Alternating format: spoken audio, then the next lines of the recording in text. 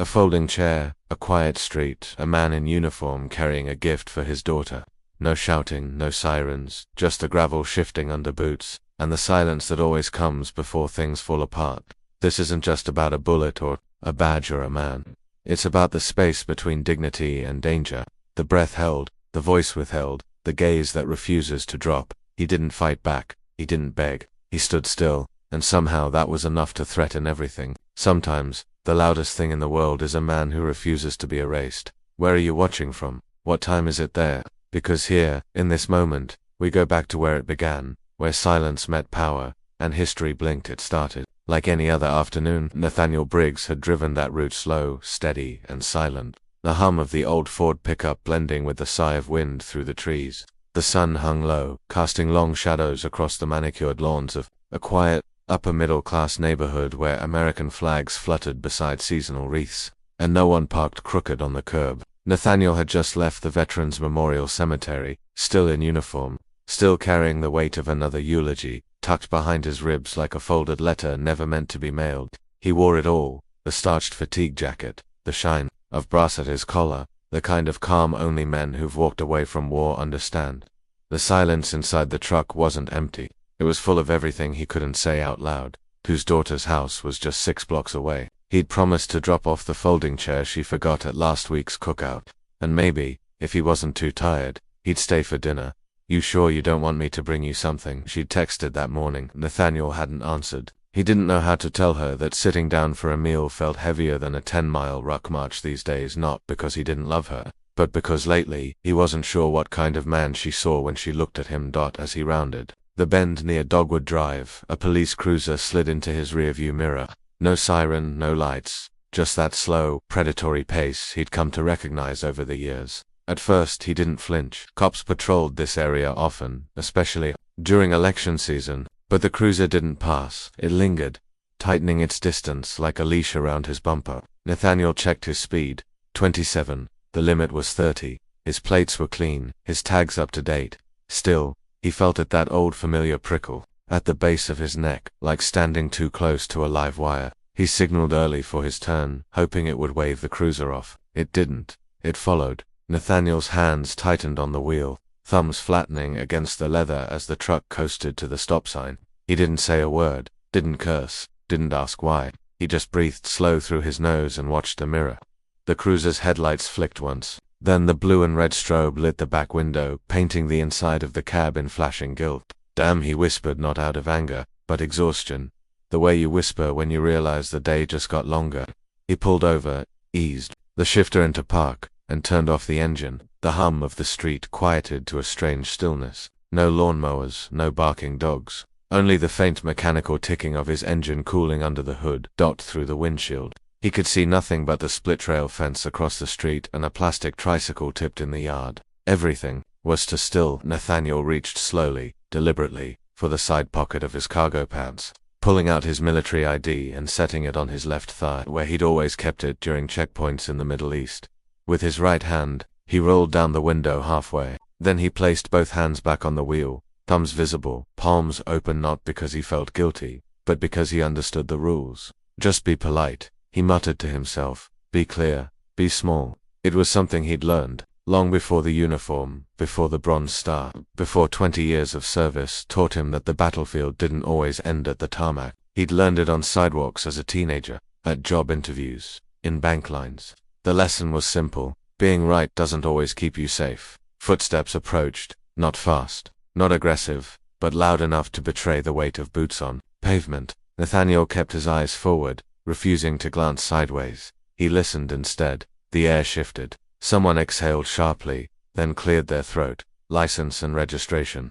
The voice was dry, middle-aged, tired but not the kind of tired that came from shift work, the kind that came from years of resentment. Nathaniel didn't turn. He nodded once. "Officer, I have my military ID right here. My driver's license is in the glove box. Would you like me to? Did I ask for your resume?" The words hit sharper than expected, not the volume, the intent. Nathaniel swallowed, his fingers still unmoving. "No, sir," he said quietly.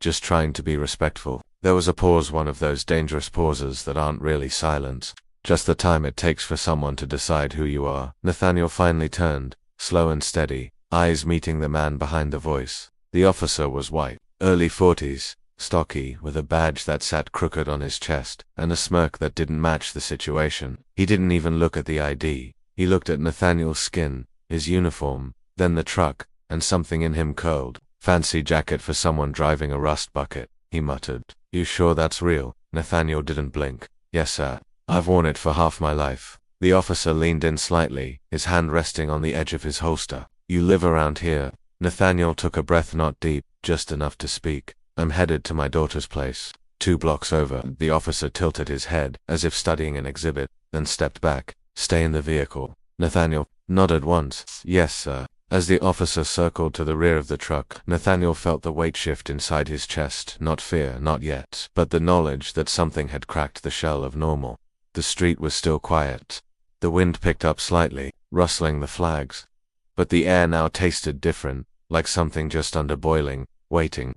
He looked at the military ID on his leg and thought of his father's words.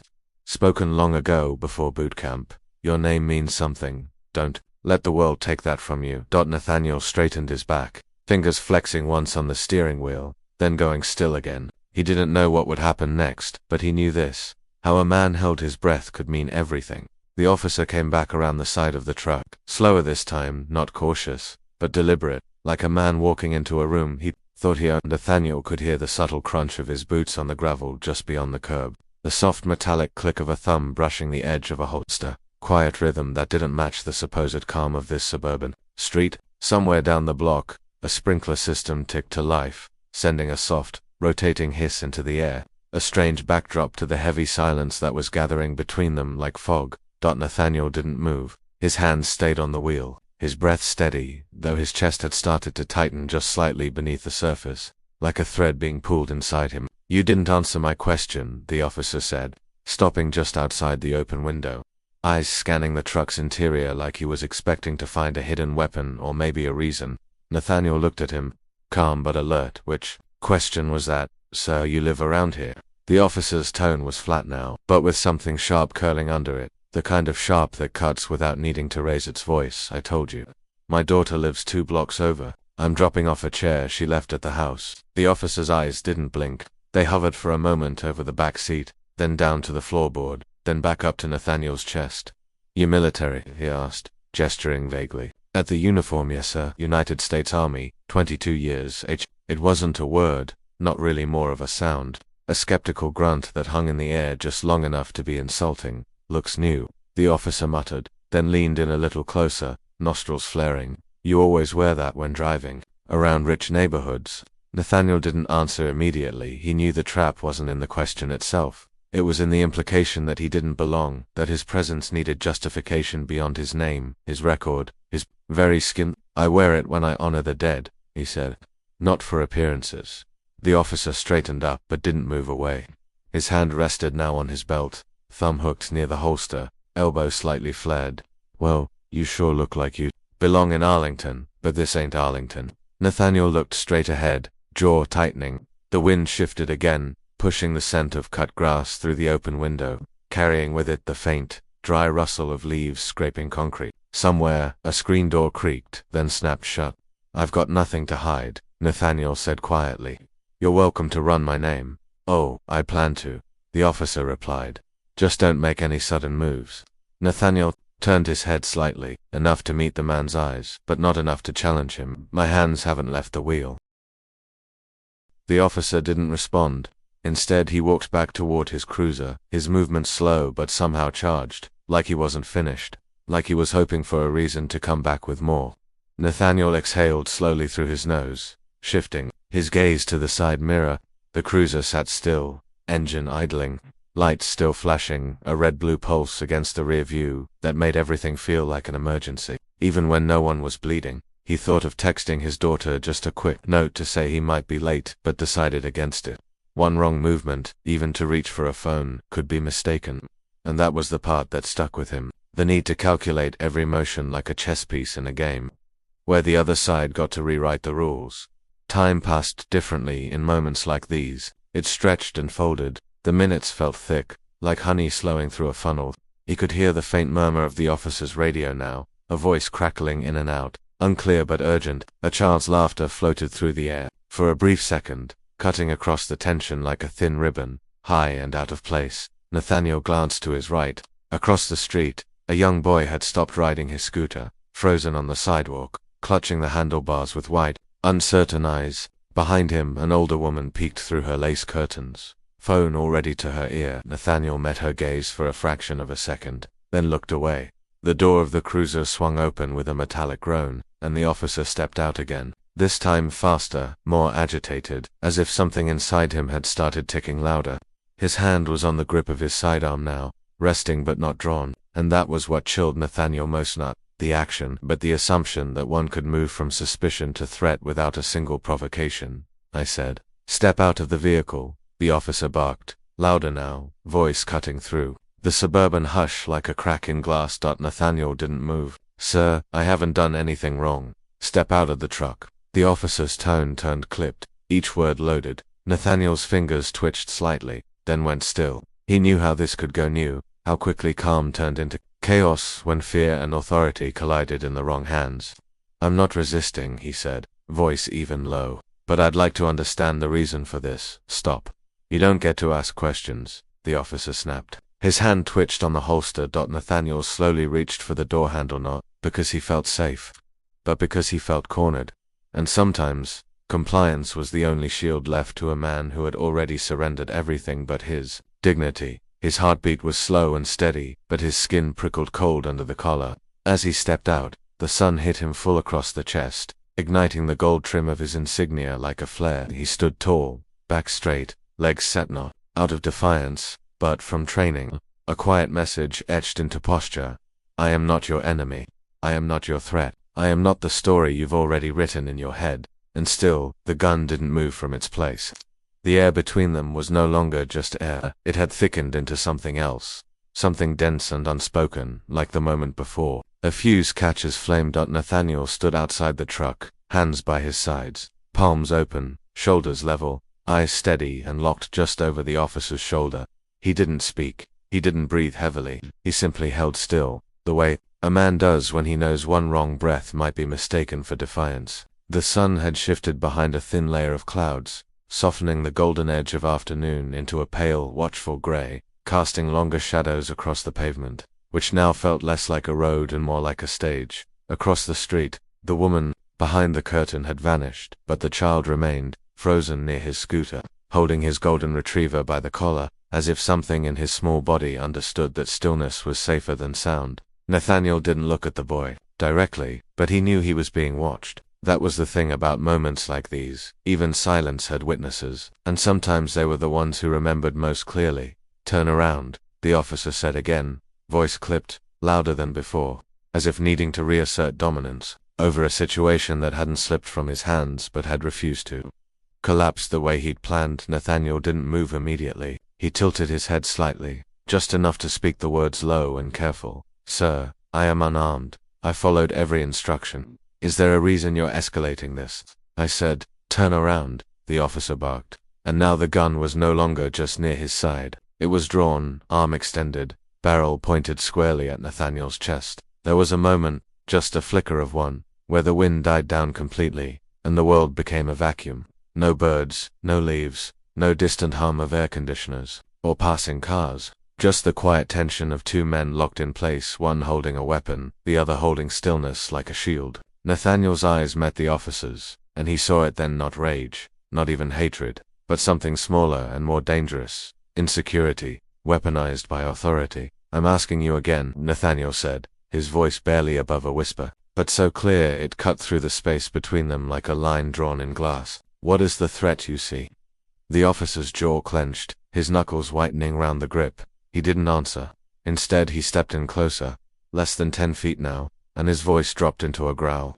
"You don't get to question me, not here, not dressed like that, not driving that truck in this neighborhood." Nathaniel understood in that moment that no answer would satisfy the man, not because there wasn't one, but because the question itself wasn't real. It was a performance, a stage set not for truth, but for justification. "I'm a lieutenant, colonel in the U.S. Army," Nathaniel said, the words as steady as his breathing, "and I've done nothing wrong." The officer flinched, just barely. Then, without warning, no gesture, no countdown. He pulled the trigger. The sound was sharp, dry, and intimate, not like in movies where gunshots echo with cinematic drama, but more like the sudden snap of a tree branch breaking under pressure.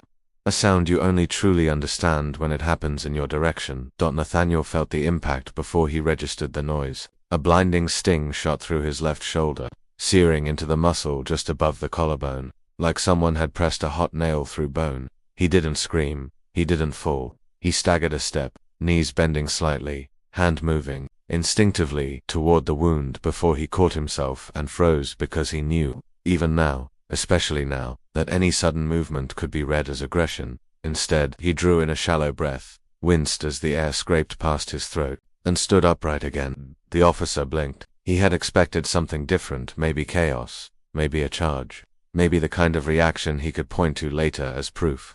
But all he got was silence and a man staring back at him with pain in his eyes, but no fear. Nathaniel spoke again, voice barely audible. "You shot me. For what?" The officer didn't answer. His gun hand dropped half an inch, the tremble beginning in his elbow before it traveled to his wrist. His face wasn't triumphant or regretful. It was blank, like a man who'd just broken something and realized too late that he couldn't fix it. From a second-story window came the soft, unmistakable click of a phone camera. Then another, and then, like a ripple moving through still water, the neighborhood came alive. Phones lifted behind fences, behind hedges, in parked cars and front yards. The street had turned into a stage, and the audience had arrived with record buttons already pressed. Nathaniel's knees finally buckled slightly, and he lowered himself to the ground, not as surrender, but as control, choosing the moment before it was chosen for him. He sat down carefully, leaning back against the truck's front wheel, his right hand pressing lightly against the fresh wound, blood soaking slowly into the olive-green fabric of his uniform. "Call an ambulance," he said, louder now, pleading, commanding. "That's your job. Do your job." The officer didn't move. "Call it," Nathaniel said again, blood now tracing a line down his forearm, a thick, living red. A woman's voice called from across the street. "We've already called. They're on their way." Then, quieter, but caught clearly by someone's phone. "He didn't do anything. I saw it all." Nathaniel leaned his head back, eyes closing for a second, letting the pain ride the edge of his breath but not take it from him. Somewhere, distantly, he could hear sirens now faint, but growing louder, like the sound of judgment arriving in stages. He opened his eyes again and saw the officer standing over him, still holding the weapon but no longer in control, not of the moment, not of the story, not of himself. "You thought I wouldn't survive this," Nathaniel murmured, almost to himself, but he had, and now the world was watching. By the time the ambulance arrived, the air had already changed. The street, once silent and still, now buzzed with an unnatural hum, not from sirens or engines, but from attention. Neighbors had stepped out onto porches, not speaking, just watching, their faces a mix of fear, confusion, and something else no one wanted to name. Phones hovered in the air like tiny spotlights, each one recording not just a moment, but a version of the truth. Each angle capturing a different frame of the same unspoken question: how did we get here again? Nathaniel sat slouched against the tire, his back stiff from trying to remain upright, his uniform stained in a growing arc of blood that darkened as it dried. He was alert, though the pain had begun to crawl deeper under the skin, settling like heat along his spine. His eyes stayed open, blinking slowly, watching the edge of the sky shift above the rooftops as paramedics knelt beside him and began their assessments. "Where's the shooter?" one of them asked, voice clipped but calm as he checked Nathaniel's pulse. "Still unseen," someone replied, though no one pointed toward the officer, who now stood frozen 10 feet away, his weapon holstered, hands trembling slightly at his sides. Nathaniel turned his head just enough to glance at the paramedic. "Don't worry," he said, voice soft but steady. "He didn't hit anything vital." The paramedic didn't respond with words, just nodded once and pressed gauze firmly to the wound, his eyes flicking briefly toward the gathering crowd, before returning to the task. Across the street, a man in a faded polo shirt whispered to his wife, "Did you see that uniform? He's military." She nodded, eyes wide, and reached for his hand. No one in the crowd yelled or protested. It wasn't that they didn't care. It was that they were watching the shape of something break in front of them, and no one knew how to catch it before it shattered entirely. Within an hour, the first video surfaced online. It was raw, shaky, filmed vertically from a second-floor bedroom window. In the frame, Nathaniel's body could be seen upright, calm, the officer shouting, gun drawn. then the crack of the shot and the quiet afterward. No special effects, no music, no commentary, just a man in uniform being gunned down for not moving fast enough, not being small enough, not disappearing quickly enough. By nightfall, the clip had reached 2 million views. By midnight, it was on every platform: Twitter, Facebook, TikTok, YouTube, accompanied by hashtags like #shot in the uniform and #justice for Briggs. People began sharing their own stories, their own encounters, their own moments of stillness where they had wondered if the next second might be their last. Mothers wrote of teaching their sons how to speak when pulled over. Veterans posted photos of themselves in uniform beside captions that read, "Would this have protected me?" News anchors spoke with tight voices and careful tone. Today, in a quiet suburban neighborhood, a decorated military officer was shot during a routine traffic stop. One reporter began, her eyes flickering to something off-screen before continuing. Unarmed, in uniform, on his way to visit family, cable news debated everything except the obvious. They debated training, they debated procedures, they debated whether the officer had felt threatened. What they did not debate was the look in Nathaniel's eyes, captured clearly and frame still and focused, as if he knew the bullet was coming long before it arrived in the hospital. Nathaniel lay under dim lights, his shoulder freshly stitched, the floor humming beside him like a background score to a life suddenly paused. The pain medication dulled his thoughts but didn't erase them. His mind replayed the moment, not the shot itself, but the breath before it, the stillness, the certainty. He remembered thinking, if I move, I die. If I don't move, I might still die. But at least they'll know I stood still. He turned his head slightly and saw his daughter Maya sitting by the window, knees pulled to her chest, phone in her lap, eyes unreadable. "You okay?" he asked, voice barely audible. She looked over, tried to smile, then shook her head. "They're talking about you like they didn't see the video," she said. "Like maybe you moved too fast. Like maybe it was a misunderstanding."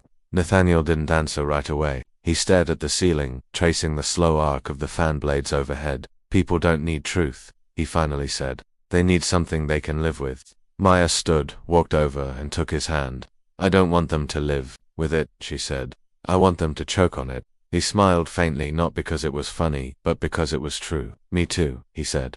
"But that's not how these things work."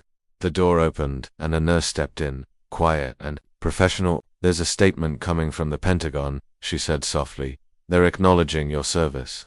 There's talk of an investigation." Nathaniel raised an eyebrow. "Acknowledging," he repeated, as if tasting the word. "That's a start," but he didn't believe it. Not yet, because acknowledgement was easy. It was action that cost something. It was accountability that hurt. Outside, the world continued spinning. On the news, his name flashed beneath grainy stills of his face. Lieutenant Colonel Nathaniel Briggs, age 48, Bronze Star recipient, survivor. The anchors said it like a title, like a brand. But Nathaniel knew better. He wasn't a symbol. He was a man who had bled quietly on the pavement while the country argued over the cost of truth. In the early morning hours, as the city slept and the screens glowed faintly in living rooms across the nation, the clip played again and again, frame by frame, second by second, until what was once a moment became a reckoning.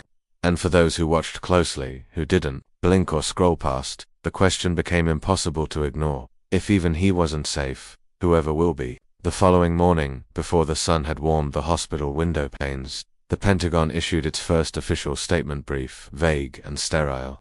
Like it had been translated too many times through too many cautious hands. "We are aware of the incident involving Lieutenant Colonel Nathaniel Briggs and are cooperating with law enforcement in an ongoing investigation." That was all it said, a single sentence, dressed up in formality, offering neither condemnation nor clarity, just enough distance to claim acknowledgement without assuming responsibility. Nathaniel read the headline on his hospital room television. In silence, the volume muted, the ticker at the bottom scrolling past like it was talking about someone else.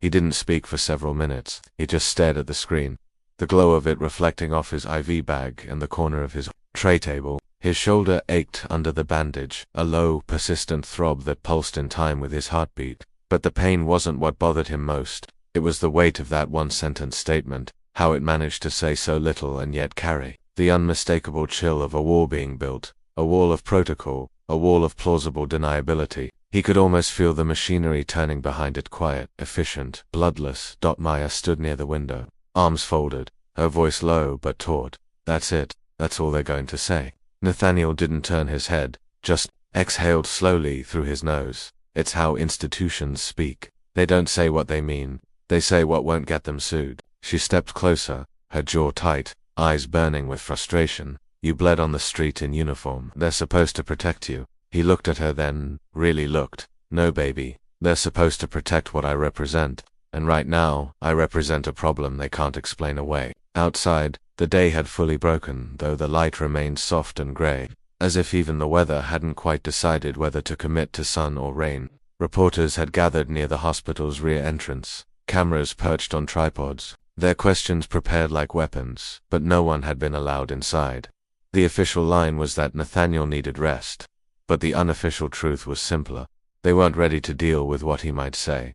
Inside the Department of Defense, however, silence was wearing thin. Behind closed doors, the conversation was no longer whether the shooting had occurred. The footage had settled that. The question now was about timing, about exposure, about who knew what and when. A colonel in internal operations had flagged a documentan unreleased risk report filed 3 months earlier by Nathaniel himself, detailing systemic racial disparities in interagency patrol assignments. It hadn't made waves then. It hadn't even been read by anyone beyond the first review layer. But now, it sat like a live wire beneath the surface of every meeting, threatening to connect dots no one wanted visible. Nathaniel hadn't mentioned the report since the shooting, not to the doctors, not to Maya, not even to his commanding officer, who had visited briefly the night before, face taut with concern and something colder underneath, self-preservation. But the file existed, and some people had started asking questions quietly, of course, carefully, but asking all the same. Later that day, a man in a pressed civilian suit showed up at the hospital, credentials in hand, smile tight, and eyes unreadable. He introduced himself as a liaison from the Office of Military Public Affairs, here to assist with the messaging around your experience. The phrasing made Maya stiffen immediately. Nathaniel, ever composed, simply nodded toward the visitor chair. You're here to help shape the story, he said, plainly not accusing. Just naming the room. The liaison gave a non-committal shrug. We just want to make sure things don't spiral in a way that causes further harm to you, to the institution. Nathaniel let that hang in the air a moment before answering. You mean the kind of harm that comes when the truth gets too loud? The man didn't blink, didn't flinch. I mean the kind of harm that makes people stop trusting the system, which, frankly, we can't afford right now. Nathaniel leaned back against the pillow, the pain in his shoulder flaring slightly with emotion. He smiled, but it was small and tired, a smile used by men who've seen just enough to know when they're not being asked. Their handled trust was lost before I ever got shot. I'm just the first one people saw bleed. The room went quiet, then the kind of quiet that doesn't settle but waits. The liaison stood, buttoned his coat, and nodded politely. We'll be in touch, he said, and walked out without another word. That night, Maya found her father reading through an old leather folder he'd kept locked in a weatherproof bag beneath the floor panel of his truck, the one the officers hadn't searched. Inside were printed emails, incident logs, and one envelope marked, submitted, unprocessed. She sat beside him and asked softly, is this what they're afraid of? Nathaniel closed the folder gently and met her eyes. Not the report, he said. The fact that someone who looks like me dared to write it. In the hallway outside, nurses walked past like shadows, soft-footed and professional, carrying trays and charts, heads down. The world kept moving, quiet as always. But inside that hospital room, something else had begun. Not anger, not revenge, but the quiet click of gears turning toward reckoning. Nathaniel didn't sleep much that night. He watched the ceiling fan spin slow circles above him, and for the first time since the shooting, he allowed himself to think forward, not about survival, not even about justice, but about memory. Who would carry it? Who would bury it? And what it might cost to make it stay visible long enough for someone to care. It was just after 2 a.m. when Nathaniel woke up the third time that night, not from pain, not from the four beeping beside him, but from something colder and deeper, the kind of alertness that came not from the body, but from memory. The room was dim, cast in pale yellow light from the corridor outside, and everything was still too still. He lay there for a while, listening to the faint mechanical hum of the vitals monitor and the distant roll of a gurney wheel echoing faintly through the quiet wing. But something inside him said, the silence is not just quiet, it is watching. He turned slowly toward the tray table and saw the leather folder again, the one he had half packed away before sleep claimed him hours earlier. It sat there now like a sealed warning, as if opening it again might summon something irreversible. But what else was left? The damage had already been done, the lie had already taken root. All that remained now was whether the truth would survive, long enough to be believed. He sat up with a wince, the stitches in his shoulder tugging sharply against the movement, then reached for the folder and opened it. The first page was a printed email, the one he'd sent 3 months before to internal compliance, with the subject line, "Observed patterns in patrol assignment bias." He remembered writing it late at night, after 3 weeks of compiling incident logs from joint operations, noting how officers of color were more often assigned to risk zones while others coasted through lighter details without question. He hadn't accused anyone, he hadn't named names, he just followed the data. And maybe that was the real crime, not speaking up, but doing so with evidence. He flipped through the rest slowly, carefully, until he reached the envelope at the back, the one marked submitted unprocessed. It was the original printed form he had dropped off by hand, placed in the locked intake box outside the policy office at Fort Vinton.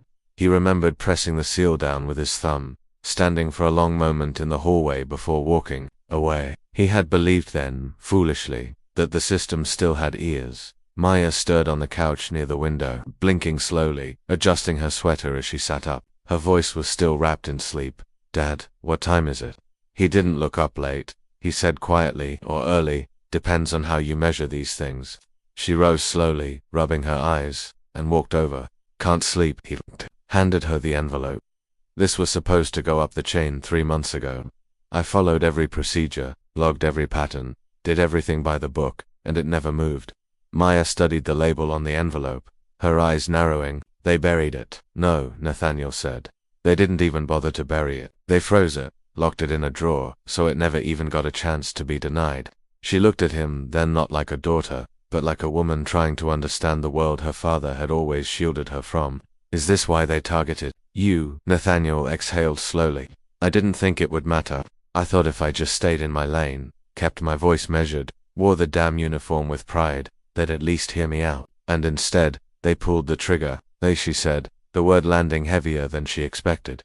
He nodded slowly. "The moment they saw me, they didn't see a report writer. They saw a threat." The door to the room creaked slightly, then opened, not with the usual nurse's knock or cartwheel shuffle, but a quieter entry. A man in civilian clothes stepped inside, tall, gray-haired, his face unreadable. No ID badge, no clipboard, just a sealed envelope in hand, and the kind of posture that said he wasn't here to check vitals. Nathaniel sat upright instinctively. "I didn't mean to startle you," the man said, his voice low, precise. "I just got off shift. Thought you might want to see something before morning."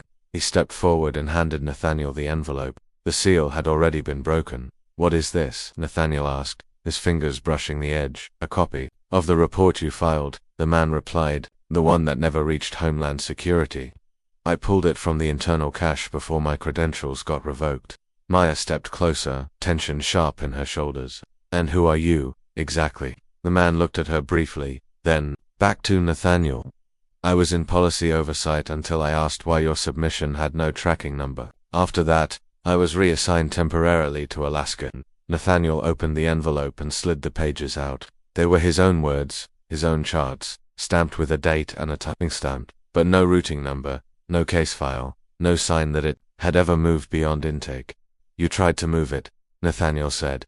"I did more than try," the man answered. "But this system has locks you don't see until you try the wrong key." He turned to leave, but paused at the door. "If you're planning to speak out, do it now, before they slam the lid shut. This moment won't last." Then he was gone, the door closing behind him with a soft click that sounded too much like finality. Nathaniel sat still, the papers in his lap, his daughter's hand on his arm. The room felt smaller suddenly, like the walls had drawn closer, listening in, but inside him, something had shifted. Not rage, not even fear, but clarity. The bullet hadn't been the beginning, it had been the end of someone else's decision. Decision made the moment he stepped out of line, not by shouting, but by documenting. Maya sat beside him, eyes on the folder. "What do you want to do now?" Nathaniel stared forward, voice barely above a whisper. "I want to speak. And I want them to listen, not because I shouted, but because I never raised my voice until I had to." In that moment, with the city asleep and the corridor empty, the man they'd tried to erase made a quiet decision to be remembered. It was nearly dawn when the nurse found the object, Sitting neatly on Nathaniel's bedside table, a small, grey paper bag, unbranded, unsealed, placed with such care that it looked almost ceremonial. She paused, hand on the edge of the doorframe, narrowing her eyes as if expecting it to disappear the moment she stepped into the room. Nathaniel was asleep, his breathing deep but restless, one arm slung lightly over his midsection, the IV line looping gently from the pole to the crook of his elbow. The bag hadn't been there during the night, check, she was certain of that. She approached quietly, her rubber-soled shoes barely making a sound on the polished floor, and reached for the bag with tentative fingers. But something about it made her hesitate, not because it looked dangerous. It didn't. It looked ordinary, but the kind of ordinary that drew attention to itself by being too perfect, too placed. She didn't open it. She simply left it where it was, made a note in her log, and moved on. It was the sound of the door clicking shut that stirred Nathaniel awake. His eyes fluttering open to the gentle hush of morning silence and the faint mechanical pulse of the vitals monitor beside him. He blinked once, twice, then noticed the bag. His body stiffened instinctively, not in fear, but in trained assessment. Something had changed in the room, and he needed to know what. He sat up slowly, every movement still drawing a deep ache from his stitched shoulder, and reached for the bag. The paper crinkled softly in his hands, and the weight inside shifted just enough to reveal something solid. He opened it, not quickly, but with the deliberation of someone who'd learned long ago to never rush toward the unknown. Inside was a stainless steel military thermos, a kind issued years ago to recruits during advanced training. Utilitarian, unmistakable. Appealing label on the lid read, Bravo 17 Cores 2019. Nathaniel froze. That unit hadn't been on his file for years. Most people barely remembered it existed, but he did. He'd led the psychological evaluation team for that entire deployment rotation. He unscrewed the lid with care, tilting it just slightly to peer inside. There, wrapped in a small Ziploc bag, was a matte black USB drive. No markings, no tag, just a plain piece of plastic and metal, the kind that could be purchased anywhere, and yet, in that moment it felt like holding a grenade disguised as a key. Nathaniel stared at it for a long time, then reached for his laptop, the personal one, untouched by the hospital network, kept intentionally offline, shielded from intrusion. His fingers hovered over the keyboard before inserting the drive. The screen blinked once. A folder appeared, titled Secure Copy Archive 5. He clicked it open, and what unfolded before him wasn't just data, it was memory, proof, and resurrection. Dozens of files, reports, minutes from briefings, audit tables, even flagged communication logs populated the screen like ghosts returning to testify. It was his archive, the very contents he thought had been lost the night of the shooting, when the USB drive he'd hidden in the glove compartment never appeared in the police's evidence report. He opened one of the reports, his breath catching as familiar lines filled the screen. His own voice, recorded in writing, outlining systemic discrepancies in patrol behavior, intergenit communication breakdowns, racial trend analysis, disciplinary avoidance patterns. This wasn't just a backup, it was a complete mirror of what had gone missing. Maya stepped into the room, hair still tangled from sleep, holding a coffee she'd clearly forgotten to drink. She saw the look on his face, the way he stared at the screen with something between disbelief and reverence. Dad, what is that? He turned the screen toward her without saying a word. She leaned in, her eyes scanning the documents, fingers tightening around the paper cup. Is this everything you collected? She asked. He nodded. Everything, and someone kept it. Someone who wasn't supposed to. She glanced at the thermos. Who would have even had this? He looked down at the peeling label again. One name came back to him, a quiet, serious, young recruit named Lee. Asian American, soft-spoken, always sat at the back during roll calls. Nathaniel had once stepped in to shield him from a biased superior who marked him as culturally unfit for advancement. That moment hadn't seemed like much back then, just another quiet decision to protect someone who didn't have the rank to protect themselves. But maybe it had meant everything. He turned back to the computer, clicking into a hidden subfolder labeled Message Pending. Inside, a single text file opened with just a few lines. You probably don't remember me, but I remember you. You didn't let them erase me, so I didn't let them erase this. I can't be seen, but I won't let you fight alone. Nathaniel sat back in the hospital bed, a breath escaping his chest that he hadn't realized he was holding. He wasn't the only one, still carrying the weight. Someone out there, unnamed, unseen, had chosen not to forget.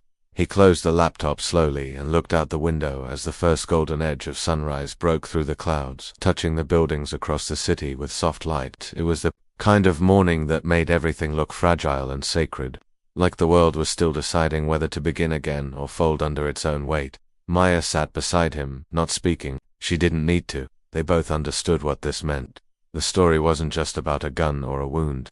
It was about memory, what survived, who preserved it, and why. Nathaniel reached for the thermos and placed it back on the table with a quiet finality. They thought they wiped it clean, he said softly. But memory has teeth. It always comes back when you least expect it. And outside, somewhere in a city still waking up, a silent ally walked, unknown among the crowd, carrying the truth like a candle hidden in his chest, waiting for the moment someone else would need the light. The next afternoon, Nathaniel sat alone in his hospital room, the curtains drawn halfway, letting in a soft, filtered light that made everything feel slightly slowed, like time itself was hesitating. Outside the window, the sky was pale blue, the kind of quiet color that felt neither promising nor bleak, just undecided. The screen of his laptop glowed steadily, the cursor blinking at the edge of the last folder he had opened, labeled Blue Line Network 7Z, a name that meant nothing at first glance. But everything once you understood what it carried. He had spent the last 2 hours going through the files one by one, not skimming, not searching for a single smoking gun, but absorbing the full weight of what had been hidden. Each document was a thread, and as he followed them, they wove into something bigger, something denser, a map, not of accidents, but of design. At first it had just seemed like a pattern of bad actors, the occasional abusive officer slipping through the cracks. But this was a system, a network. It didn't scream corruption in bold headlines. It whispered it in memos, transfer approvals, performance reviews, with just enough coded language to pass inspection. He opened a personnel chart next to a spreadsheet tracking the movement of certain officers across departments and jurisdictions over the last 7 years. Several names were highlighted. One of them was Raymond Keller, the man who had shot him. The file showed Keller's failed psychological evaluation in 2016, his disciplinary warning in 2018, and a quiet reassignment to civilian policing in 2019, facilitated by a recommendation from someone flagged as part of this internal circle. Nathaniel leaned back in his chair, the edge of the hospital pillow digging into his shoulder blade, but he didn't shift. His eyes stayed on the screen. This wasn't just about Keller anymore. It was about the doors that opened for men like him, the blind eyes, the protected ranks, the unspoken rule. As long as you protect the uniform will protect you. He clicked into a subfolder titled Internal Escalation 2020, where a summary report showed the number of substantiated complaints against certain units all resolved administratively, most involving officers later promoted. The language was so neutral, it felt surgical. No further action warranted. Disposition resolved via interagency review. Transferred to alternate jurisdiction. He whispered to no one. They didn't fix anything. They just moved it around until no one could follow the trail. There was a knock on the door, 3 soft raps, deliberate but not loud. Maya stepped in, carrying 2 cups of tea and a folded newspaper tucked under her arm. Her expression was cautious, like she'd been watching the world too long without blinking. She set 1 cup on the table beside him and handed over the paper. The headline read, Pentagon receives civilian whistleblower report alleging systemic cover-ups in law enforcement. They're not naming you yet, she said, but they're definitely circling the story. Nathaniel nodded slowly. Good, let them circle. Eventually they'll realize there's no way out but through. Maya sat beside him and watched the screen. What's that folder? He hesitated, then turned it toward her. This is the infrastructure behind everything they call an exception. This is where policy meets protection, not of the public, but of themselves. She scrolled through the files in silence. After a while she said quietly, So, what happens now? Nathaniel's voice was soft but firm. Now we stop pretending it's just a few bad apples. Now we show the whole orchard is being managed to rot. He opened a document labeled Blue Line Talking Points Final and read aloud one of the internal directives. Officers listed as core loyalty to be retained under discretionary review, regardless of field performance metrics. Recommendation: avoid assignment conflict with names tagged as Jackson, Cantu, or Boone. He looked up, something dark and steady in his eyes. They had my name on a watch list, Maya. Not for threats, for visibility. She stared at him, stunned. They were tracking you as a risk because you told the truth. He nodded. They always do. Not because the truth is dangerous, but because once it's named, it can't be forgotten. Outside, A distant helicopter passed overhead, its blades thumping rhythmically, fading quickly into the horizon. Inside, the silence returned, not heavy, not hopeless, but tight, like something winding itself up before release. Maya's voice cut through gently. "We have to get this to the right people. Somewhere it can't be buried again." Nathaniel reached over, opened a final document marked confidential.com, and read a line near the bottom. "Keep them in blues. Loyalty secured." He exhaled slowly, rubbing his hand over his face. "That's their shield. They hide behind the idea that the uniform redeems the man." Maya picked up the thermos, ran her thumb over the peeling label. "But you wore it for the opposite reason." He looked at her, something fragile and fierce passing between them. "Yeah, I wore it because I thought it meant something." She reached for the USB, careful but unafraid. "It still can, Dad, if we make it." He gave her a small nod, not the kind that promises victory, but the kind that accepts the cost. That evening, as the hospital settled into its quiet rhythm, lights dimmed, carts pushed softly from room to room, nurses speaking in hushes. Nathaniel sat with the laptop open, cursor blinking again at the edge of a story that someone once tried to erase. He wasn't angry anymore. He wasn't afraid. He was ready, because now he didn't just have the truth. He had the receipts. And the world was finally listening. The landline rang at 2:37 a.m., slicing through the silence like a blade. 3 short rings, no more, no less, and then it stopped. Eliza Briggs stirred on the living room sofa, her head tilted toward the flickering television screen, the remote still loosely clutched in her hand. The room was dark, save for the green glow of the microwave clock blinking to 37, and the faint streetlight bleeding through the drapes. She hadn't used the landline in years, not since Nathaniel went full active duty. They'd agreed cell phones were safer, simpler, easier to carry when things went bad. But tonight, someone had called it, someone who didn't want to trace. She sat up slowly, her body tense before her mind caught up. The phone didn't ring again. There was no voicemail, no red blinking light, just stillness, cold and absolute. She didn't need to check the caller ID. She didn't need to hear the voice again. It had been dry, male, and razor-flat, the kind of voice that didn't issue warnings. It delivered consequences. "Don't let him testify again, or your daughter will be next." The words replayed in her head, not like an echo, but like a presence in the room. Something left behind in the cushions or pressed into the walls. She stood up carefully, walked to the kitchen counter, and picked up her cell phone with both hands. Her fingers hovered over the screen before she typed 2 words. "They know." She hit send. The message marked read in less than a minute. She didn't type anything else. Eliza didn't cry. She didn't scream. She just stood there, barefoot on the tile, clutching the phone, staring into the dark like she was trying to calculate the cost of a decision she hadn't made yet. Upstairs, Mariah was asleep, or had been. The daughter they had promised would grow up far from all this, far from the corridors of secrecy and the language of threats. Georgetown sophomore, future attorney, all fire and focus.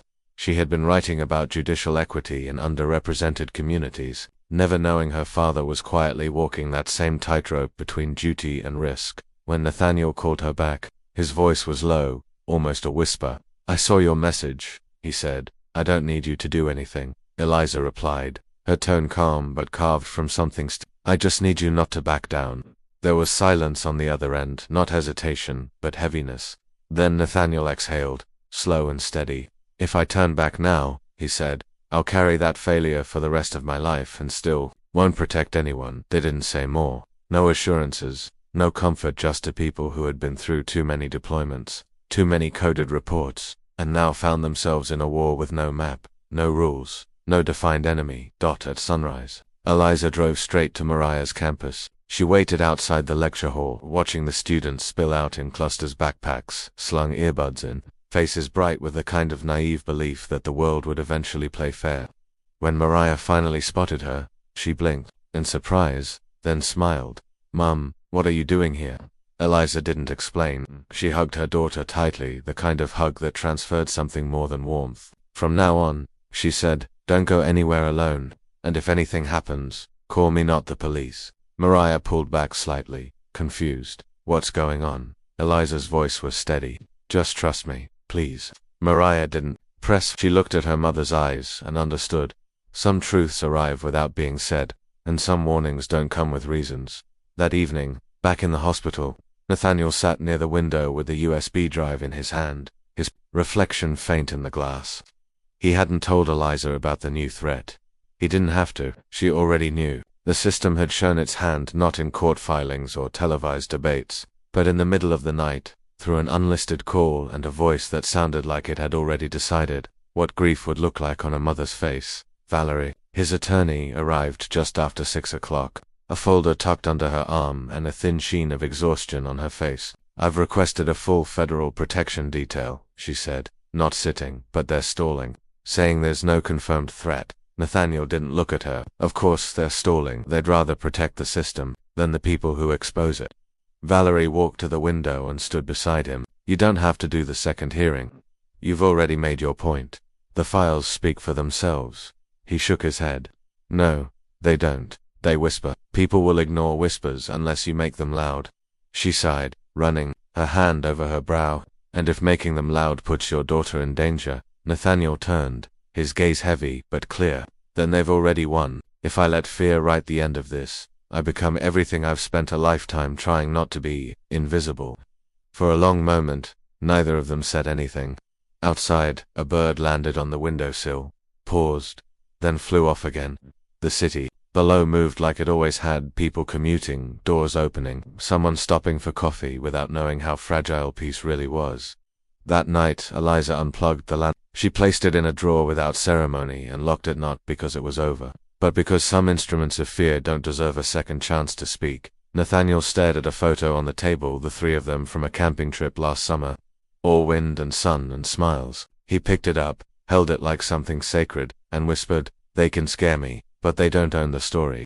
Then he opened his laptop, checked the files again, and began preparing for the hearing, not because it was safe, but because truth rarely is. It was nearly midnight when Nathaniel left the hospital without telling anyone, not the nurses, not Valerie, not even Maya. He moved quietly, dressed in plain clothes and a surplus military jacket that didn't draw attention, his shoulders still wrapped under 2 layers of gauze. He didn't carry a phone, only a folded paper map and the kind of silence that made him invisible in a city where people had long stopped looking at one another. He walked 4 blocks before hailing a cab, gave the driver an intersection with no hesitation, and rode the rest of the way without saying a word. Outside the window, the city blurred past glass buildings, late-night diners, streetlights blinking red and gold, each one fading into the next like a memory he no longer trusted. He arrived at a private lot behind a federal holding building, where Officer Raymond Keller was temporarily housed, pending trial.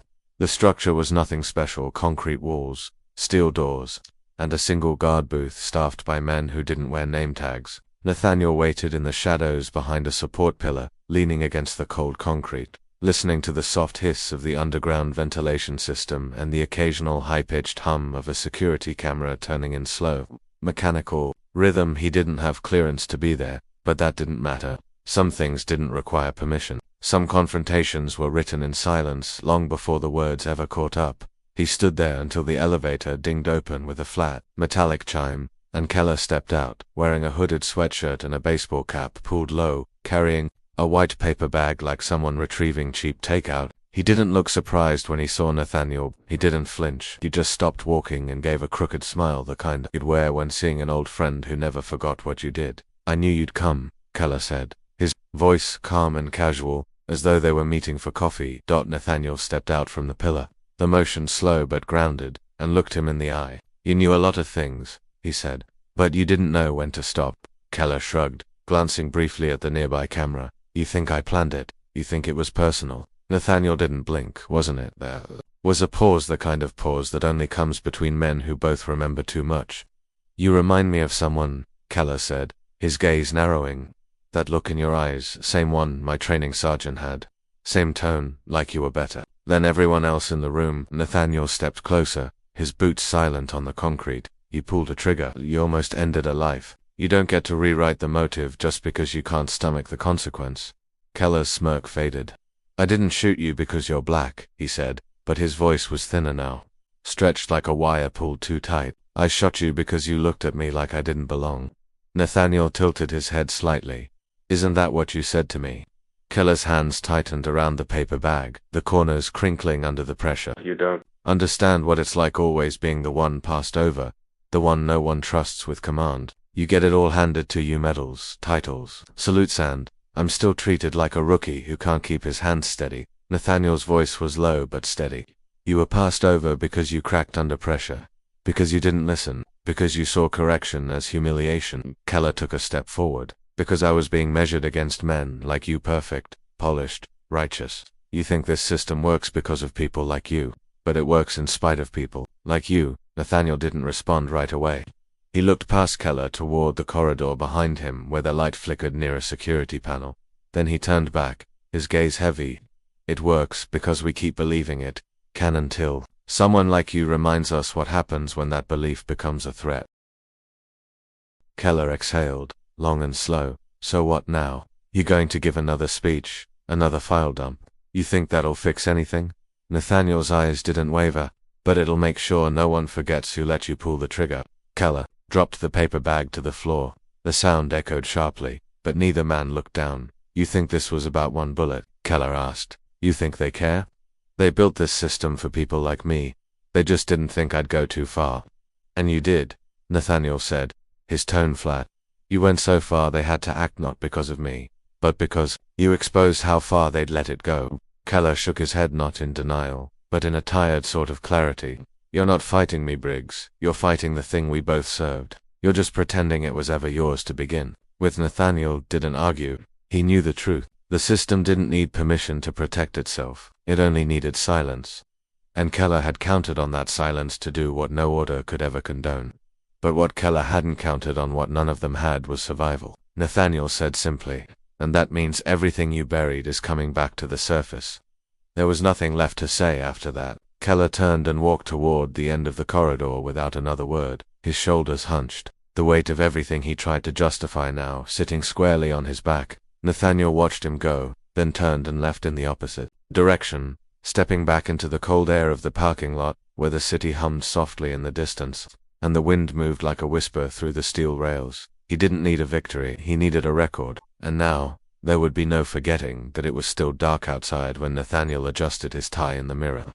The fabric trembling slightly in his hands, though not from nerves, not exactly. It was the kind of tremble that came from holding too much for too long, like a dam flexing against a silent surge note, ready to break, but never quite still, either. His shoulder ached beneath the pressed layers of his blazer, stitched tight beneath the bandage. But the pain had become something familiar now, not an enemy, not a warning, but a memory stitched into muscle, a reminder of why he had to walk through those courtroom doors with his head high. The hallway outside his hotel suite was quiet, the carpet thick beneath his shoes, muffling each step like it wanted him to turn back.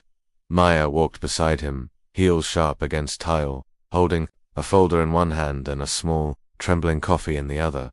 She didn't speak much that morning. She didn't have to. Her silence was not fear, but focus, the kind that came from watching your father decide in real time to become something more than a victim of circumstance. When they reached a bottom lobby, a black SUV was already waiting, tinted windows, silent engine, a federal escort in the driver's seat who didn't introduce himself. He simply opened the rear door, nodded once, and began the drive toward the federal courthouse. Nathaniel watched the city pass by in blue dawn light, buildings glinting like worn silver, their windows catching the last trace of street lamp glow. This wasn't just a hearing, it was testimony not only of facts, but of what it meant to still believe in truth after watching it get dragged into the dirt and left for dead. The courthouse was already alive with murmurs when they arrived. Media vans lined the curb. Reporters, restrained by barricades and quietly ushered back, lifted their cameras as Nathaniel stepped out, his face calm, his suit pressed, his gaze straight ahead. He didn't wave, he didn't flinch. He simply walked, each footfall deliberate, as though the ground itself might shift if he hesitated. Inside, the chamber was colder than expected, not in temperature, but in tone. Polished wood, white walls, overhead lighting too bright for comfort, casting everyone in pale realism. The judge presiding was a woman in her 60s, sharp-eyed and still-faced, her robe flowing gently as she sat, like a figure carved from cold oak. Opposite Nathaniel sat Keller's attorneys, their posture stiff, their folders thick with questions that had nothing to do with justice and everything to do with deflection. When they called Nathaniel's name, the room shifted, the shuffle of papers, the subtle clearing of throats, the long pause before he stepped forward. He swore in with his left hand raised, his right one resting on a Bible that smelled faintly of dust and old paper, the kind of sacred object you don't hold unless you mean to carry something heavier than yourself.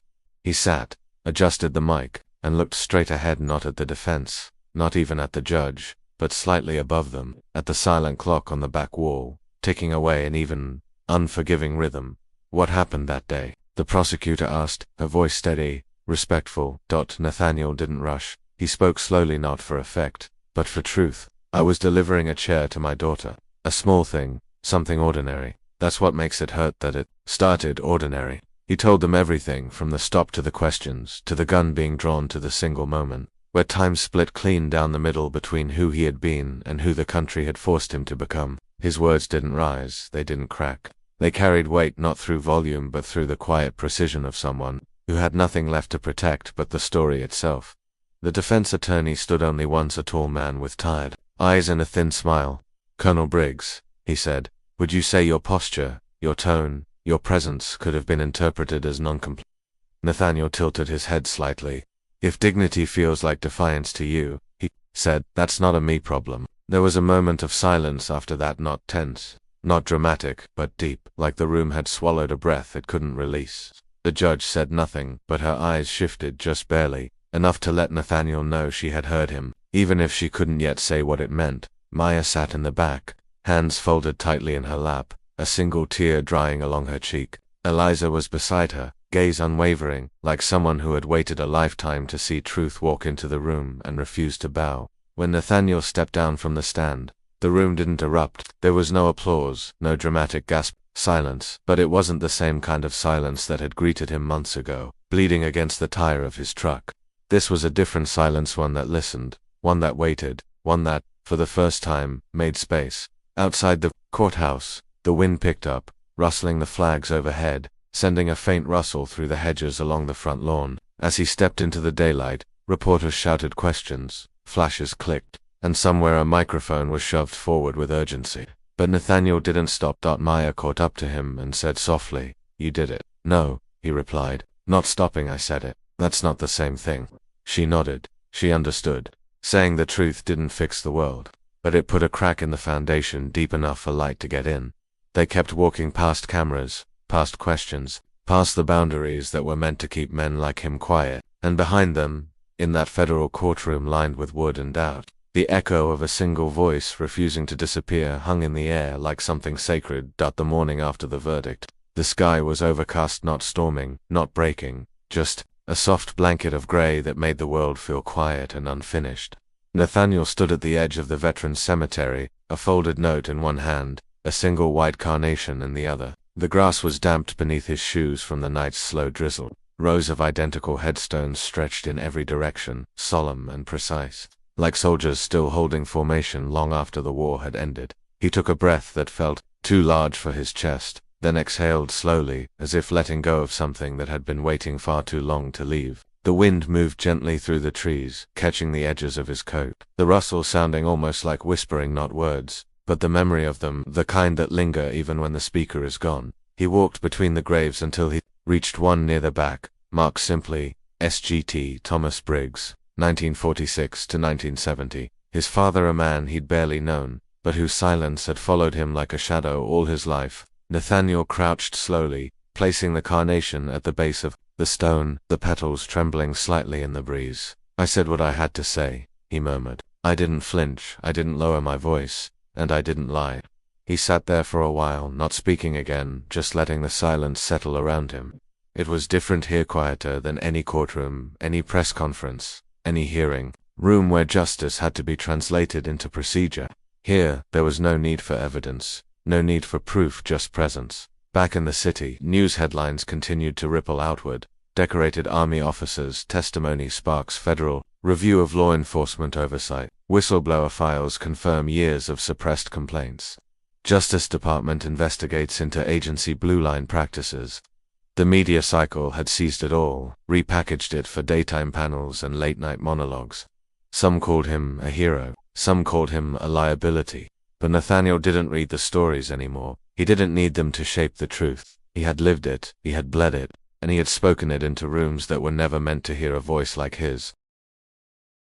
Later that afternoon, Maya found him in the garden behind his apartment, trimming the dead leaves from a row of potted basil plants. She didn't announce herself. She just stood for a moment and watched the way his hands moved slowly, carefully, like he was afraid to damage something that had survived the winter. "You still cook with those?" she asked finally. Stepping forward, Nathaniel looked up, the corner of his mouth tugging into a soft smile. "Only when I want to remember who I was before all this."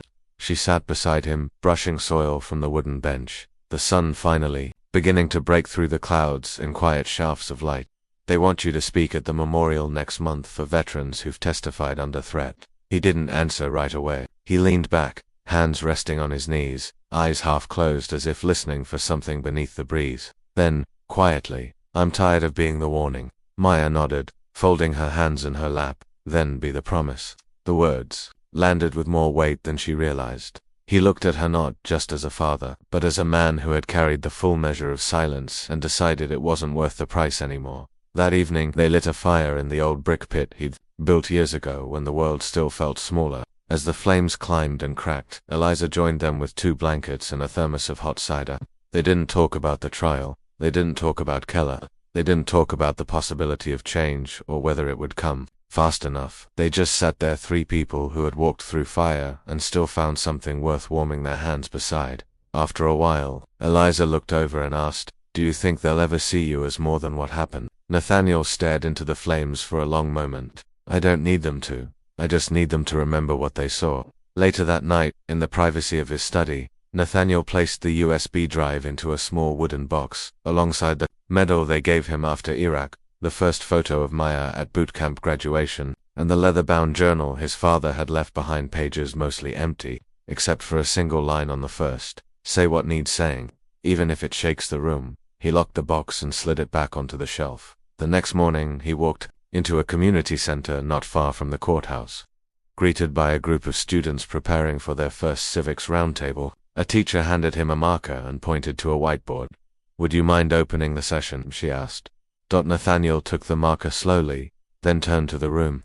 The students looked up, expectant, unsure, curious. He smiled, not because he had all the answers, but because he finally understood the question. He wrote one word across the board in large, steady letters: dignity. Then he turned and said, "This isn't about one case or one cop or even one country. It's about deciding every day that no one gets to decide your worth for you." And in that room, no cameras, no headlines, no court records. His voice carried further than it ever had. Because what started with a silence and a shot had ended with something louder, something clear. A story not just survived, but told. And the telling, finally, was enough. What happened to Lieutenant Colonel Nathaniel Briggs was not just a tragedy. It was a revelation of what still festers beneath the surface of uniforms and institutions that claim to serve justice. Through silence, memory, and quiet defiance, Nathaniel exposed not just one man with a gun, but an entire system built to protect its own shadows. He taught us that dignity isn't granted by the badge you wear or the rank you hold. It's something you carry quietly even when the world demands you drop it. This story wasn't about revenge. It was about remembrance, about the cost of speaking the truth when it's inconvenient and the courage it takes to do so, even when no one's clapping. Nathaniel stood not to be seen as a hero, but to ensure that no one like him would be silenced again for trying to be human with honor. And in the end, it wasn't the courtroom or the media that mattered. It was the people who listened, the next generation watching, and the legacy that now has a voice because he chose not to disappear. If this story moved you, if it made you think, or if it reminded you that silence is never neutral, we invite you to like, share, and subscribe. Help us spread these voices, these truths, these lessons, because the world doesn't change from noise alone. It changes when we choose to listen and when we make sure others hear what must never be forgotten. Thanks for staying until the end. If this story gripped you, like, share, and subscribe. Justice Unraveled. For more stories, justice, crime, and mysteries that refuse to stay buried.